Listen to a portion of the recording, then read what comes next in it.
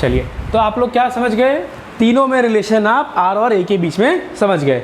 अब यही रिलेशन आपको हेल्प करेगा आपके न्यूमेरिकल सॉल्व करने में आगे, ठीक है।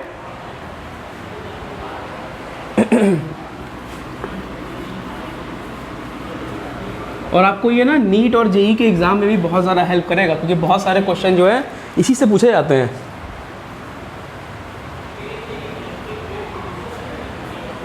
चलिए, एक टेबल बनाइए जल्दी से, और यहाँ पे लिखिए यूनिट सेल, यहाँ पे लिखिए rank,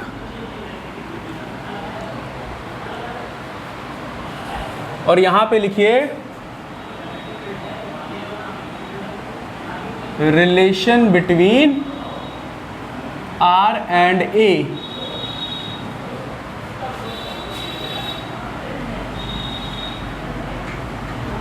relation between R and ए।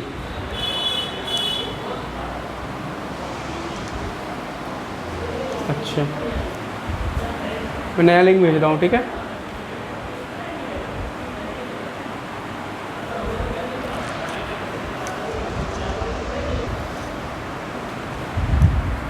चलिए ठीक है, यूनिट सेल में मैंने आपको क्या बताया सबसे पहले, एससीसी के बारे में। चलिए, simple cubic unit cell. Simple cubic unit cell में एटम कितने होते हैं, केवल क्यूब के कॉर्नर्स पे दिखेंगे आपको, ठीक है ना। अगर मैं ऐसे में 4 बॉल इस तरह अरेंज कर दूं, ऊपर नीचे, ठीक है ना, तो इनको जोड़ोगे तो क्या क्यूब जैसा नहीं बनेगा, समझा आप, क्यूब जैसा बनेगा कि नहीं बनेगा, ठीक है ना।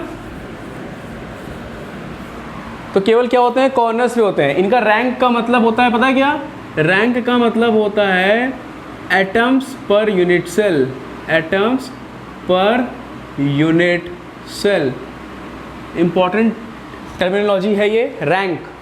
रैंक आप निकालना सीख चुके हो, एटम्स पर यूनिट सेल, कितने एटम्स हैं एक यूनिट सेल में, ठीक है, number of atoms in 1 unit cell. तो एससीसी में कितने एटम्स होते हैं, 1, ठीक है। अब 1 कैसे होता है ये आपने पढ़ा नहीं है अभी, है ना, जल्दी से बता देता हूँ मैं।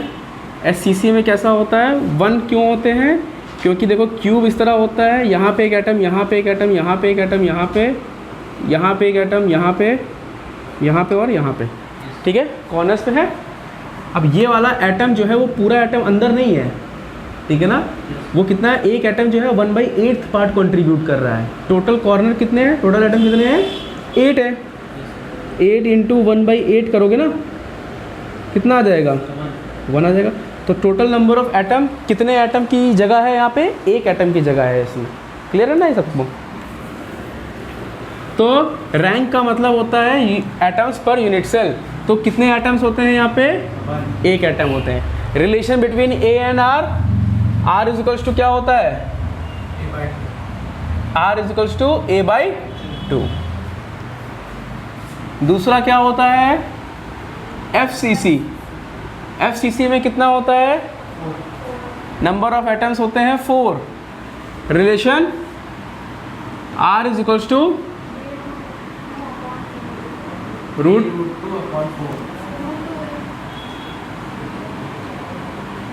a/√2 भी बोल सकते हैं, और √2a/4 भी बोल सकते हो, ठीक है।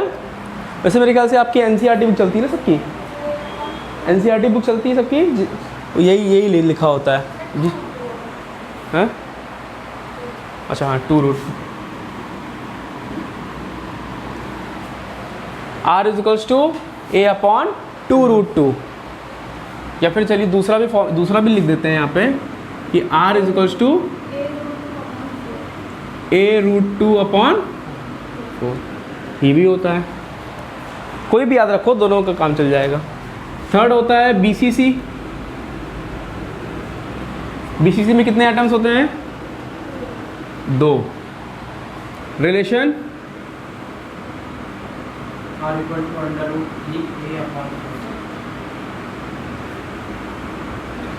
ये चीज़ आपको टेबल याद रखनी है हमेशा,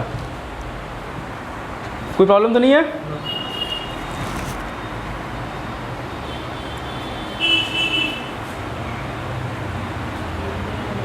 आयशा, लीज़ा, रिदा, ठीक है। उसका एंड सेंटर्ड आपके सिलेबस में नहीं है। चलिए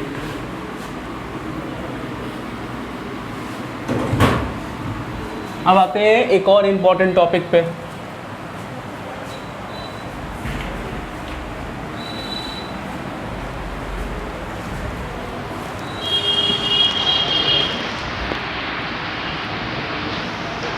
चलिए ऊपर लिखिए कैलकुलेशन ऑफ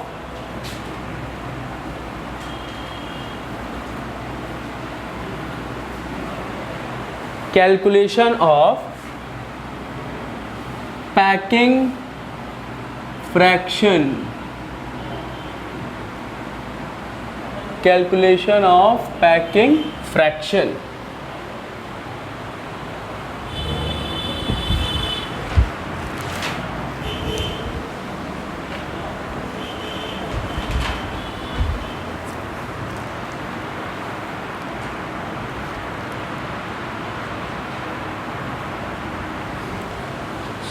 पैकिंग फ्रैक्शन का मतलब क्या होता है, सबसे पहले तो ये समझेंगे हम लोग पैकिंग का मतलब क्या होता है। हम लोग अपना, जैसे मान लीजिए आपके पास कपड़े होते हैं ना, हम लोग अपने सूटकेस में पैक करते हैं, तो देखते हैं ना कपड़े का क्या वॉल्यूम है ना, और जो हमारे पास सूटकेस है उसका क्या वॉल्यूम है, कैसे कैसे एडजस्ट कर सकते हैं, छोटी छोटी जगह में भी हम चीज़ें डाल देते हैं, होता है कि नहीं होता है, ताकि ज़्यादा सामान आ जाए। तो ऐसे ही जो एटम्स होते हैं ना, वो अपने आप को इस तरह से पैक करना चाहते हैं सॉलिड में कि उसमें ज़्यादा से ज़्यादा एटम आ जाए, क्लोजली पैक हो जाए वो, ठीक है। तो इसी चीज़ को कहते हैं पैकिंग फ्रैक्शन। तो पैकिंग फ्रैक्शन की डेफिनेशन लिख लीजिए, इट कैन बी डिफाइंड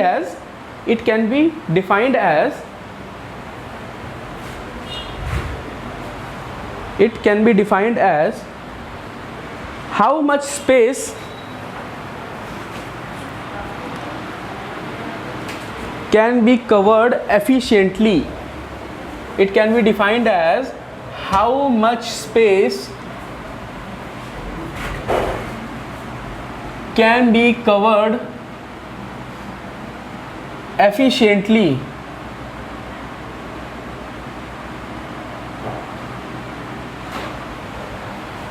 ठीक है, ऑनलाइन वालों को समझ में आया?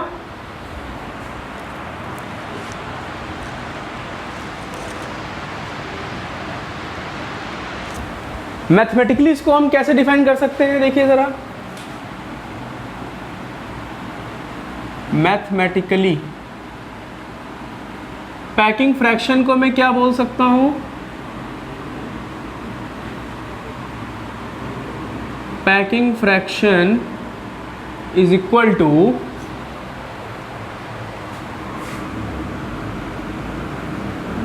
Volume occupied by an atom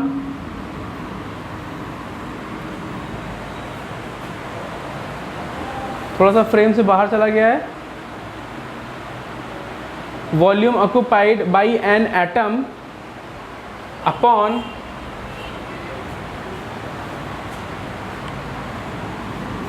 volume, an नहीं है, वॉल्यूम ऑक्यूपाइड बाय एटम्स लिख लो, volume occupied by atoms upon volume of unit cell.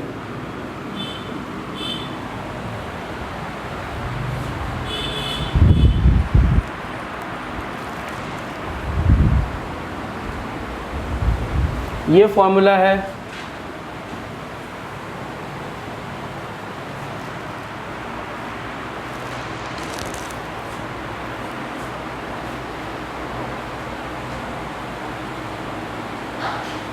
ठीक है, कोई प्रॉब्लम इसमें? अब देखिए हम ये कोशिश करते हैं कि हमारे अगर मेरे पास एटम्स बहुत सारे पैक हो जा रहे हैं, ठीक है, जैसे मान लीजिए आपके सूटकेस में बहुत सारे कपड़े आ जा रहे हैं, तो आप पूछोगे भाई सूटकेस की एफिशिएंसी तो बहुत अच्छी है, कह सकते हैं ना।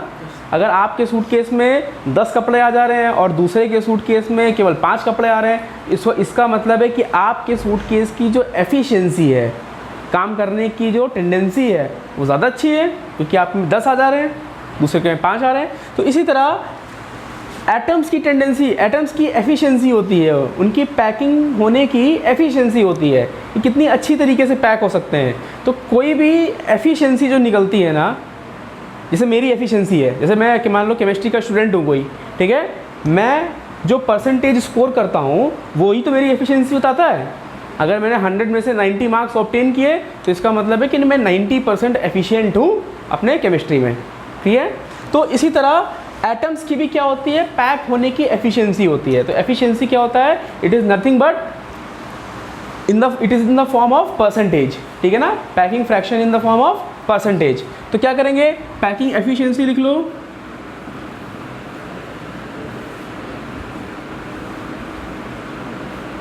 Packing efficiency is equals to volume occupied by atoms upon volume of unit cell into 100 से मल्टीप्लाई कर दिया तो परसेंटेज निकल आया। तो आपका एफिशिएंसी बता दिया उसने, कितना एफिशिएंट है। क्लियर है, कोई डाउट तो नहीं है?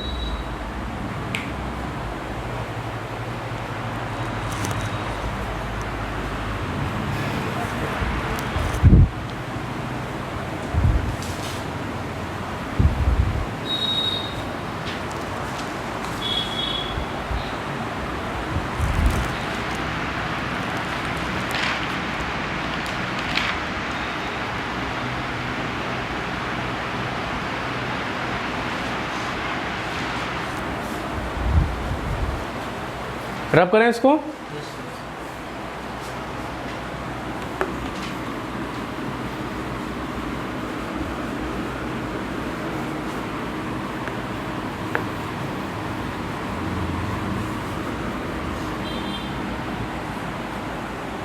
अब हर पैकिंग, हर यूनिट सेल का क्या होता है, कुछ पैकिंग एफिशिएंसी होती है, ठीक है।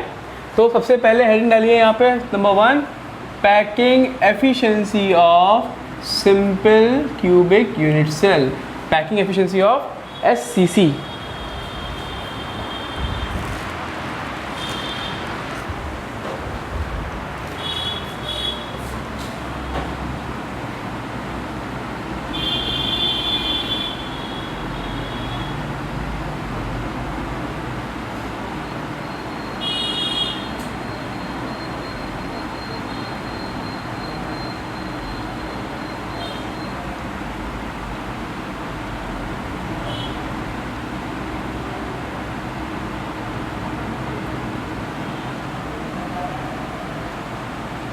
ठीक है, मैंने आपको क्या बताया,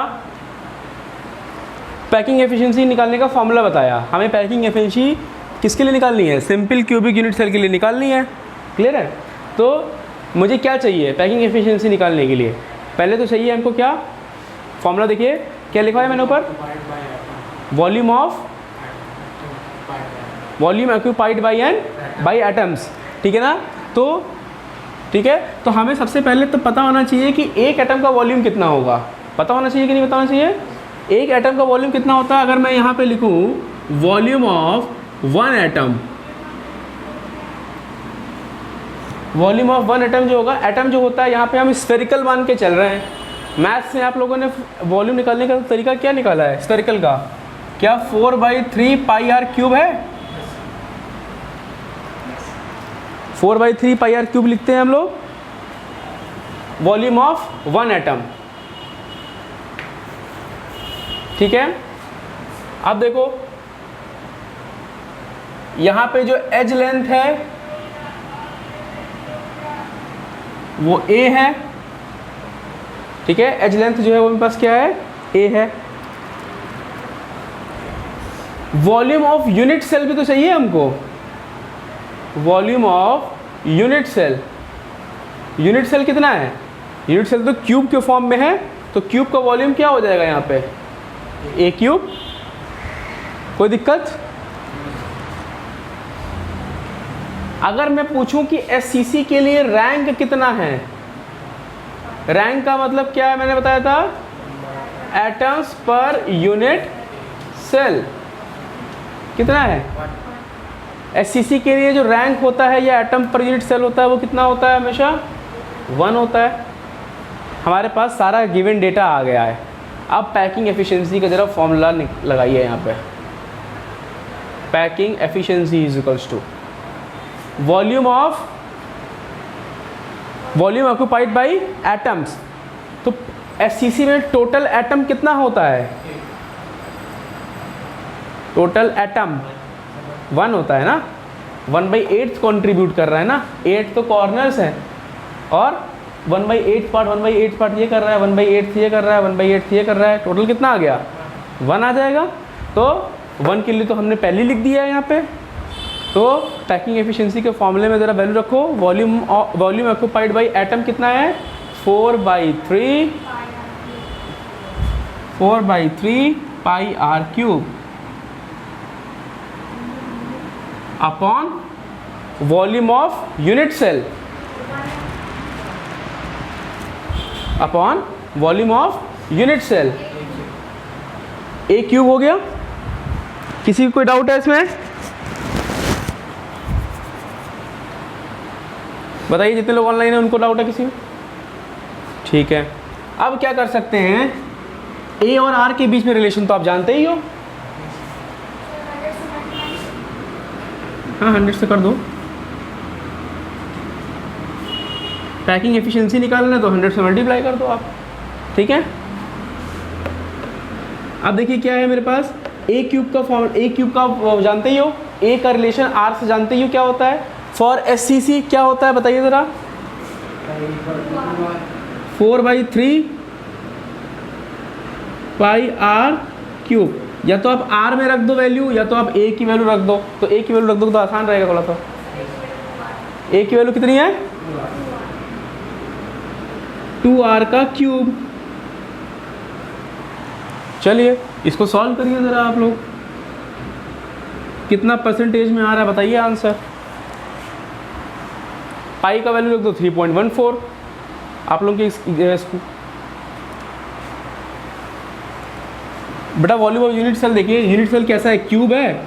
length into breadth into height, length into breadth into height. Unit cell का वॉल्यूम यही तो होता है। याद आया?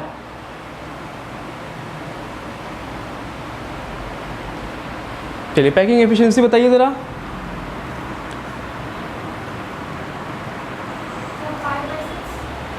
फ्रैक्शन में मतलब उसमें निकालिए, पॉइंट में कितना आ रहा है? पाई का वैल्यू रखो 3.14। कैलकुलेटर अलाउड है ना आप लोग एग्जाम में कि नहीं अलाउड है?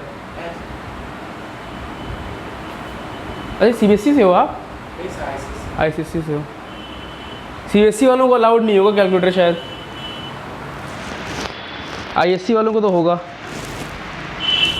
इसको सॉल्व करोगे ना तो आपके पास आएगा इंटू 100 भी तो है ना यहाँ पे, इंटू 100।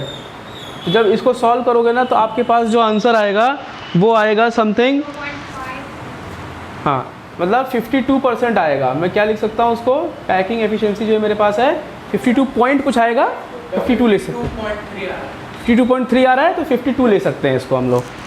क्लियर? कोई डाउट इसमें?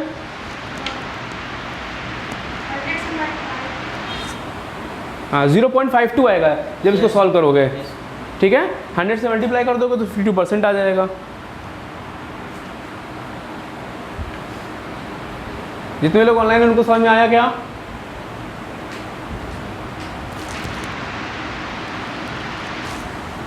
हाँ 0.359 आ रहा है तो कोई दिक्कत नहीं है, 52 ही ले लो उसको। आपकी बुक में 52 लिखा हुआ है। ठीक है,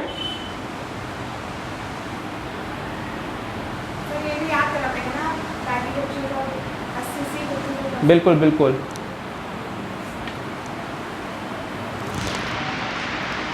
तो पैकिंग एफिशिएंसी यहाँ पे लिख दो आप इस तरह से कि भाई पैकिंग एफिशिएंसी जो होती है वो एससीसी की 52% होती है।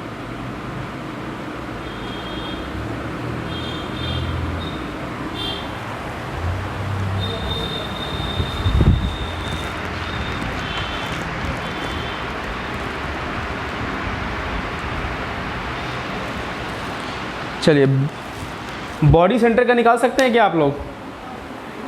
बॉडी सेंटर का निकालिए, बताइए मुझे कितना आ रहा है। आप लोग खुद करिए एक बार, ठीक है। एज लेंथ में बीसीसी के लिए क्या हो गया, एज लेंथ ए हो गया, volume of 1 atom 4/3 pi are cube. Volume of, मेरे पास बीसीसी में 2 एटम्स होते हैं, 2 एटम्स के लिए 2 × 4/3 pi are cube. Packing efficiency में आपने रख दिया, ए का वैल्यू रख दिया। ए कितना होता है, मैंने फिर से बता रहा हूँ, बार बार इसलिए बता रहा हूँ ताकि आपको याद हो जाए। R = होता है √3/4 A, तो A = क्या हो जाएगा, 4R/√3। क्लियर है? ये आपने एक ही जगह पे रख दिया, इसको सॉल्व किया, आपका 68% आ गया। क्लियर? कोई दिक्कत? चलिए अब आगे निकालिए आप किसका, लास्ट निकालिए आप लोग packing efficiency for face centred FCC।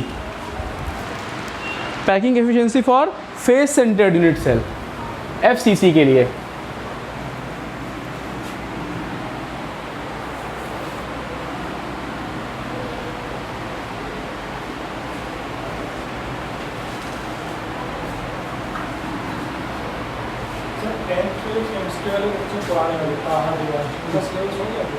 हाँ पूरा ही है।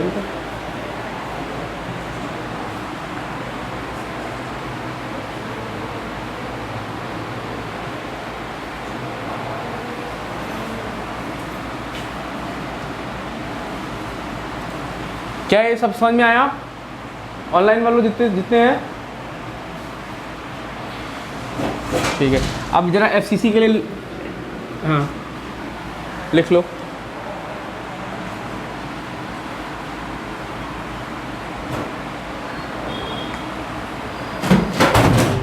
ये वाला ×2, ये वाला 2 इसलिए किया है क्योंकि बेटा BCC में नंबर ऑफ एटम्स जो मिलते हैं ना हमें, वो 2 मिलते हैं। आपने स्टार्टिंग वाला लेक्चर देखा है जहाँ मैंने आपको नंबर ऑफ एटम्स कैलकुलेट करना बताया था? तो वहाँ BCC में नंबर ऑफ एटम्स देखो, कॉर्नर्स पे तो होते हैं 1/8, टोटल कॉर्नर्स कितने हैं 8, 8 से 8 कैंसिल, तो ये हो गया 1 एटम। क्लियर है? और बॉडी के सेंटर में एक एटम अंदर रहता है, तो वहाँ पे टोटल एक एटम और है मेरे पास, 1 एटम और है। उस बीच वाले एटम ने पूरा कंट्रीब्यूट किया है अपने आप को इस क्यूब के अंदर, तो कितने एटम हो गए टोटल, 2 एटम्स हो गए। समझ में आई बात? तो 2 एटम्स × 4/3 पाई आर क्यूब। एक का वॉल्यूम होता है, एक एटम स्फेरिकल होता है ना, तो एक स्फेरिकल वॉल्यूम, स्फेरिकल का वॉल्यूम जो होता है 4/3 पाई आर क्यूब होता है। तो 2 एटम है तो ×2 कर दिया मैंने।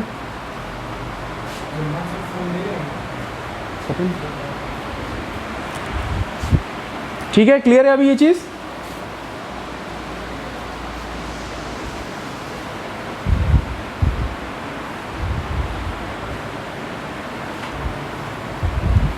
मिटाएं इसको, रब कर दे।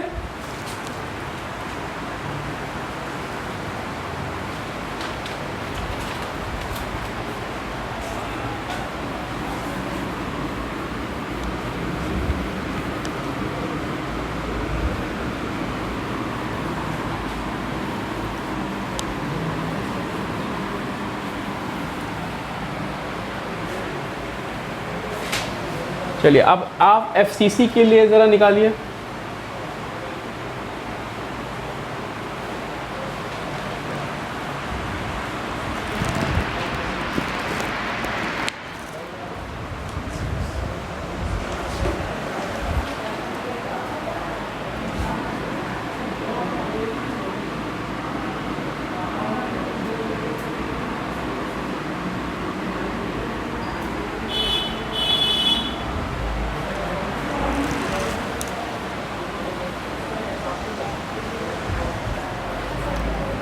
R74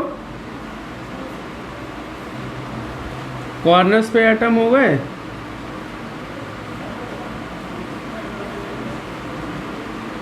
और एक एक फेस पे एटम हो गया।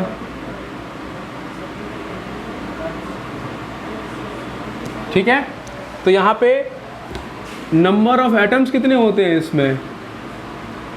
नंबर ऑफ एटम्स होते हैं 4, है ना। वॉल्यूम ऑफ वन एटम कितना होगा,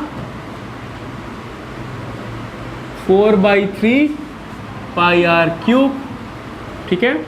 फिर क्या निकालोगे, तो वॉल्यूम ऑफ 4 एटम्स हो जाएगा आपके पास 4 × 4/3 पाई आर क्यूब, है ना, पाई आर क्यूब हो जाएगा। एज लेंथ आपके पास आपको पता ही है, एज लेंथ ए हो जाएगा। चलिए पैकिंग एफिशिएंसी निकालिए। Packing efficiency volume occupied by atom, कितना वॉल्यूम ऑक्यूपाइड कर रहा है, 4 × 4/3 पाई आर क्यूब,